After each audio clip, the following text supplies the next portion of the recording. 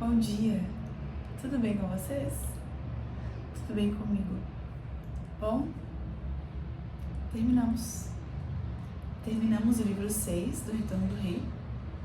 Não terminamos ainda o Senhor dos Anéis, mas terminamos o Retorno do Rei, o livro 6. Vamos começar logo a falar disso aqui. No vídeo passado, eu me esqueci de falar uma coisa. Existem muitos elementos aqui nesse livro, acredito que no Senhor dos Anéis todo, e até mesmo no Hobbit, talvez. Existem alguns elementos que mostram que o autor estudou bastante alguns elementos históricos da Idade Média. Isso ficou bem claro para mim aqui no livro 5, quando tem a relação da vassalagem com o Pippin e com Denethor. E também isso aqui no livro 6 vai ficar bastante claro em alguns momentos. Bem, esse livro 6 vai começar com Frodo e Sam em Mordor. Melhor dizendo, Sam. A jornada bastante heróica do Sam começa ali no finalzinho de As Duas Torres, quando o Frodo é picado pelo veneno da Laracna. Ele acaba ficando inerte. E a jornada heróica do Sam começa ali. E eu achei que ali seria o ápice do heroísmo dele, só que eu estava muitíssimo enganada. Porque aqui, o que o Sam faz aqui é absolutamente inacreditável. No capítulo da Torre de Cirith Ungol, que é o capítulo que inaugura esse livro 6, o Sam parece que ele já não tem medo mais de nada. Ele já grita para provocar os orcs. Fala, eu tô aqui mesmo, e quem tem coragem de vir me enfrentar? Ele já não tem mais medo nenhum. O amor que ele tem pelo Frodo, acredito que é o pivô que faz com que ele não tenha medo aqui. Além de que ele já tá com a moral lá em cima, com a autoestima lá em cima, depois da batalha com a Laracna, que é uma grande batalha, que nós vimos no livro de As Duas Torres, no livro 4 de As Duas Torres. E nesse livro aqui é apresentado pra gente a geografia de Mordor, alguns picos, alguns elementos que tem lá. Essa é uma etapa muito sombria da viagem, sobretudo porque o Frodo tá muito machucado. A gente precisa levar em consideração que ele tomou uma punhalada lá no livro da Sociedade do Anel, e no livro das Duas Torres ele ainda tomou uma ferroada com veneno. E para piorar a situação, a pressão do anel parece que tá bem forte, porque ele não consegue, em determinados momentos, nem ver o que tá à frente dele. Apesar de ser só praticamente sombra, ele não consegue nem ver direito o que tá na frente dele. Ele consegue ver o tempo todo uma roda de fogo. Ele fala uma roda de fogo, uma roda de fogo.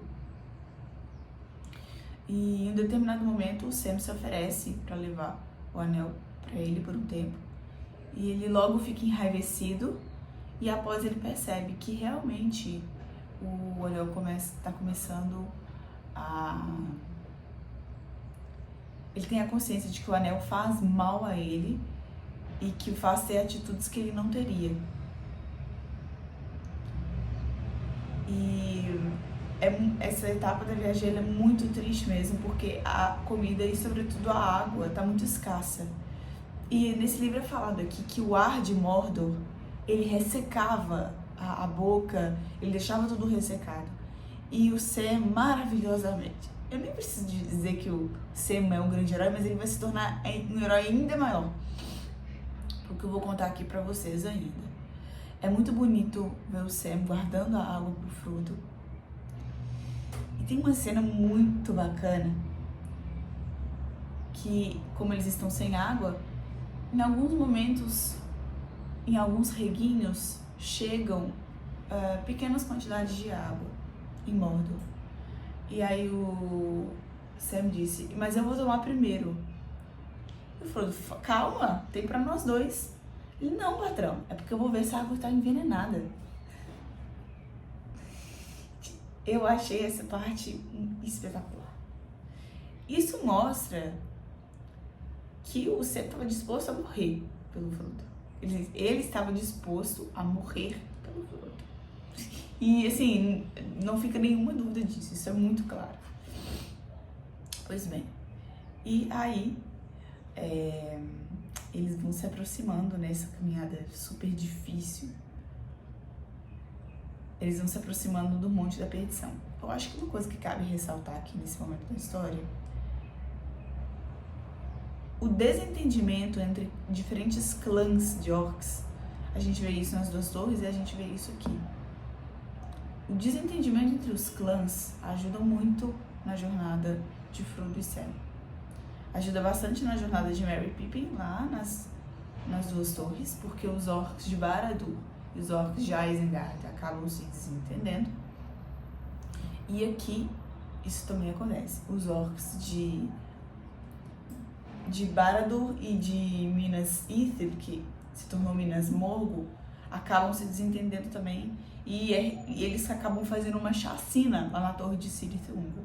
Esse desentendimento, essa dissonância entre os diferentes clãs de orcs acabam de fato levando à ruína, porque ali em Mordor, se os diferentes clãs não tivessem brigado entre si, se eles estivessem em uníssono indo em direção a Barad-dûr, acabou. Não ia dar certo. Enfim. Então eles estão indo em direção ao Monte da Perdição. E uma coisa que me deixou muito emocionada, como a água estava acabando, a comida estava acabando, eles começaram a perceber que não teria como fazer a viagem de volta, que eles iam morrer. Tinham certeza que eles iam morrer. E durante acho que nas Duas Torres isso é falado, Frodo e Sam ficam pensando, será que os grandes estão pensando na gente? E esse momento pra mim é bastante forte, quando eles estão subindo a Montanha da Perdição e de repente quem aparece? Quem vocês acham que aparece naquele momento falando, vocês não vão fazer mal pro Precioso? Isso mostra pra gente o tanto que o Gollum sabia de muitas coisas. Mais do que ele falava, bem mais do que ele falava. Ele sabia ou sentia que levar ao Monte da Perdição iria destruí-lo.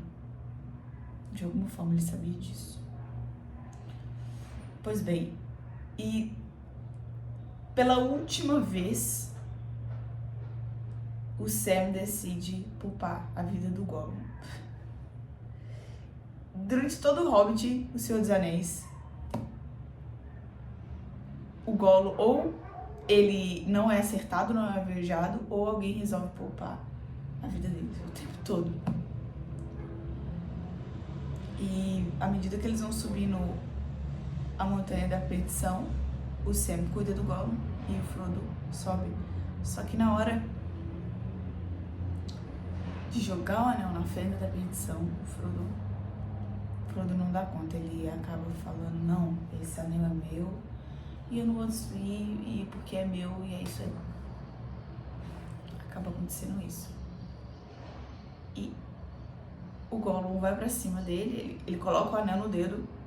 Todos os Nazgûls que estavam ali na batalha em frente ao portão de Mordor, Morannon, se eu não estou enganada, em frente ao Morannon, que aconteceu essa batalha, todos os Nazgûl sentem, e inclusive fala que o olho de Barad-dûr vira pra Montanha da Perdição, e eles vão, os Nazgûl vão pra lá a toda velocidade, na velocidade máxima possível.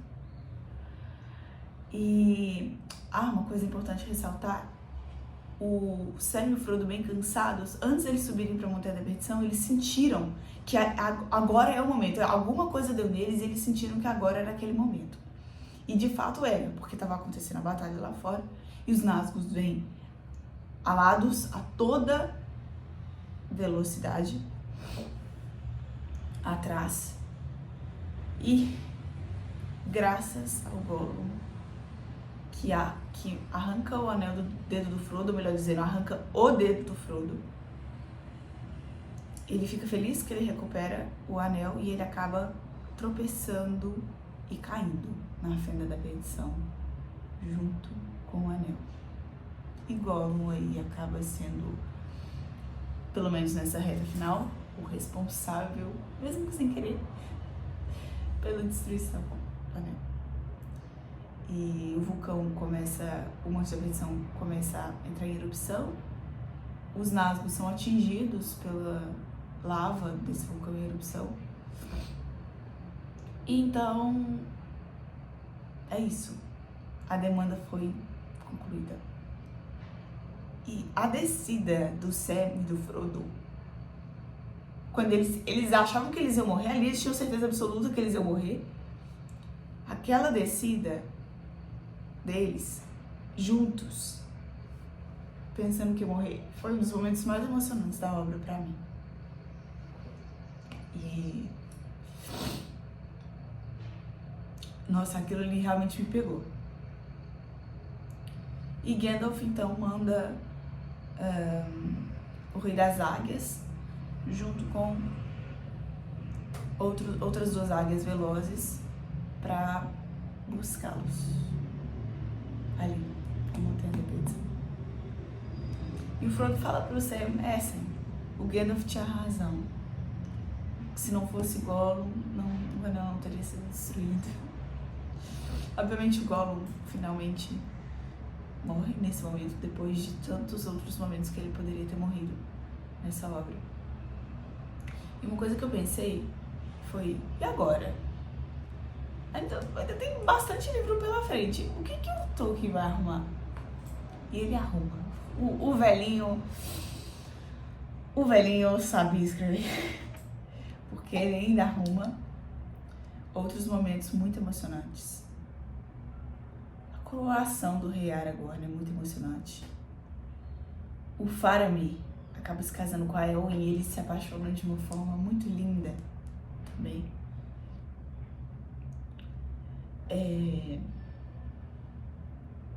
E o tempo todo a gente vê que o Frodo não tá bem, ele tá mal. O tempo todo. Afinal de contas, ele sofreu muito. Foi uma jornada muito, muito, muito sofrida pra ele.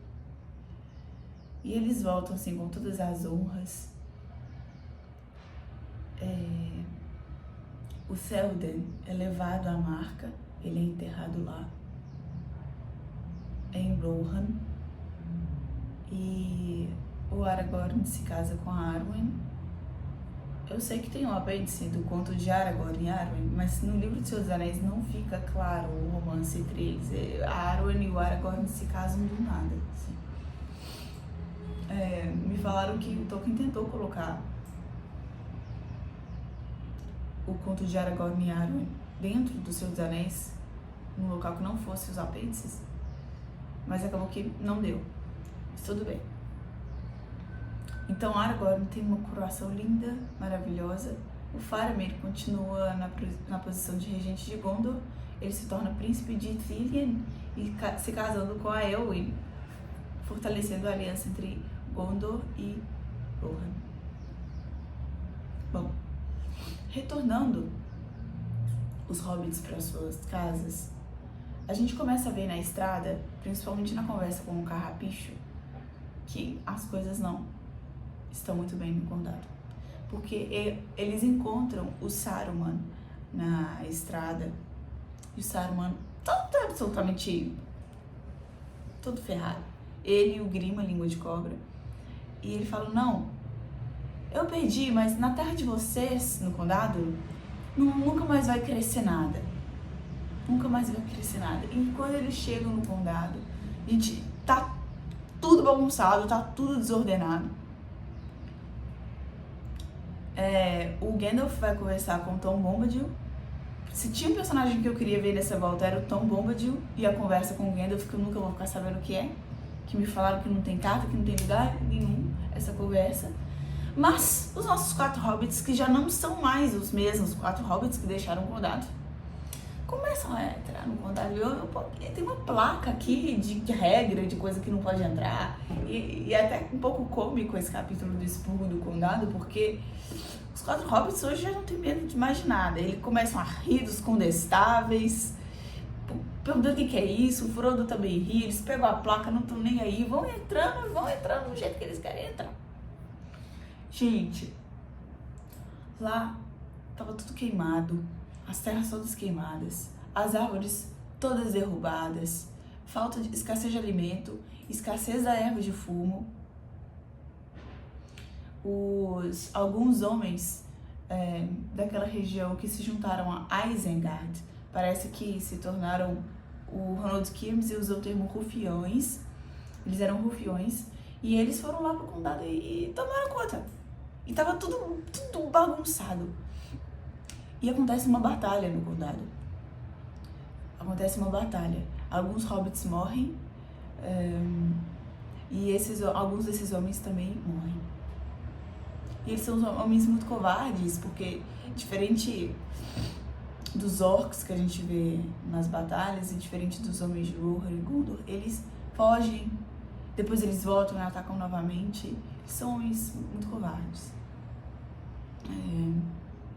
Eu acredito que sejam homens daquela região da Terra Parda que se juntaram a Isengard. Enfim. E daí os hobbits conseguem retomar o condado nessa batalha. E é mencionado no livro que havia muito tempo que não havia uma batalha no condado.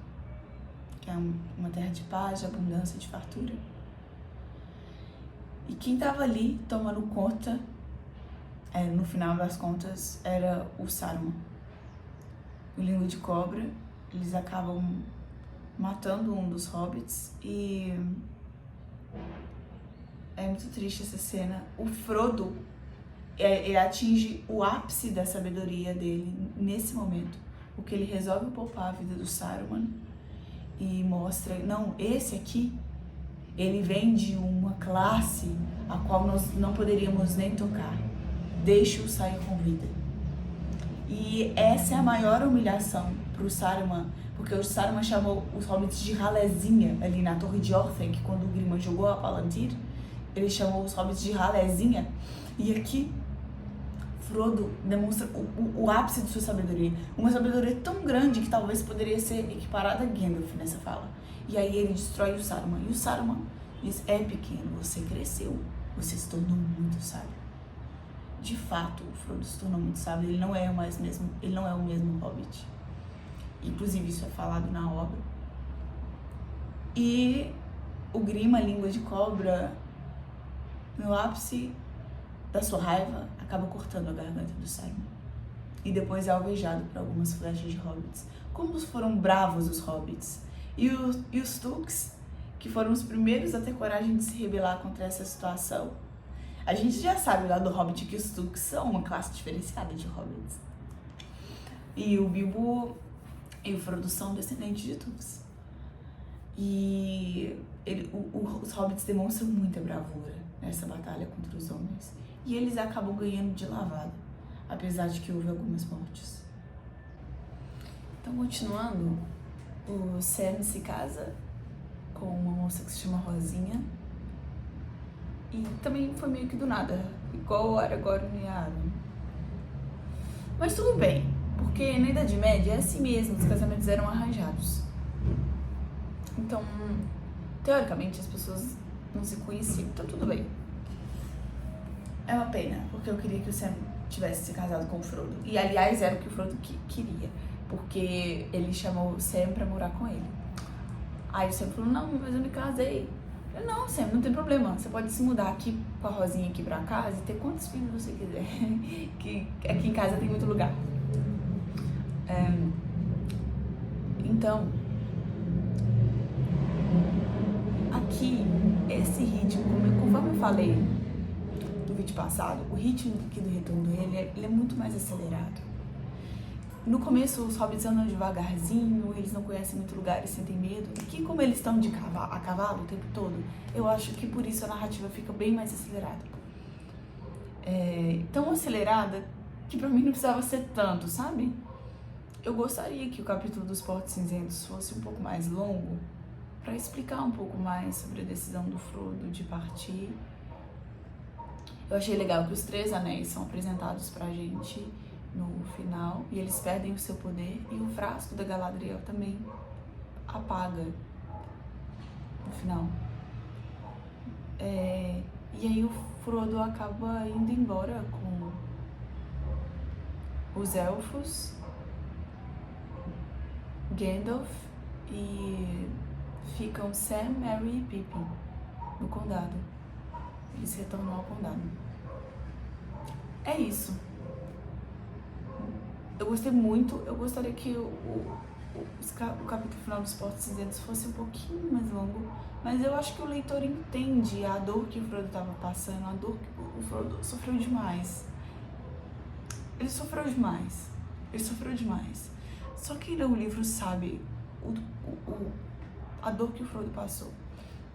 A energia que ele sentia, o baixo astral, ele só era superado nos momentos em que ele tinha um ímpeto de se levantar porque alguém estava querendo pegar o anel dele. O Frodo sofreu muito. O Frodo se tornou um grande sábio. A verdade é essa. O Frodo se tornou um grande sábio. Acabamos, né? Eu vou ler os apêndices, vou fazer uma resenha falando sobre os apêndices e sobre as notas, e aí a gente encerra o Senhor dos Anéis. São 150 páginas de apêndice. Vou ler também as notas sobre a tradução, as notas da edição, o prefácio. Eu tenho mania de ler prefácio só quando eu termino o livro. Então eu vou ler prefácio, as notas, os apêndices, e é isso. Até a próxima resenha, gente. Eu espero que vocês tenham gostado desse vídeo. Estou muito feliz de ter terminado o Retorno do Rei. Então até o próximo vídeo dos apêndices, das notas e do prefácio. O prólogo eu já li. O prólogo eu li antes de ler A Sociedade do Anel. Já tem vídeo meu no vídeo da Sociedade do Anel, livro 1, eu já falo do prólogo. E depois, se eu terminar esses apêndices aí, depois as notas, eu faço mais uma resenha pra vocês sobre isso. E depois a gente vai pro Silmarillion. Aí a giripoca vai começar a piar. Tá? Eu vou pensar como que eu vou fazer a resenha do Silmarillion ainda, porque é um livro bem grande, tá, gente? Não sei se eu vou fazer uma resenha só. Eu acho que eu vou fazer uma resenha só. Talvez eu faça uma resenha do apêndices, não sei. Ou por enquanto, meu plano é fazer um vídeo de uma resenha só do livro inteiro. Esse é meu plano. Vamos ver como é que vai ser, né? E depois o Silmarillion, eu tenho que também o próximo, vai ser Contos Inacabados. Aí, eu acho que eu vou virar Super Saiyajin depois desse aqui. Vamos ver como que vamos caminhando, como que vamos andando. Muito obrigada por terem assistido esse vídeo. Tô super feliz de ter terminado. E valeu a pena cada minuto, cada segundo. Não é à toa que O Senhor dos Anéis é considerada a obra-prima da literatura fantástica, não. Não é à toa. Realmente, esse livro tem a medalha de ouro no quesito literatura fantástica, e os outros são os outros. É o concurso, né? Um grande beijo, até a próxima resenha.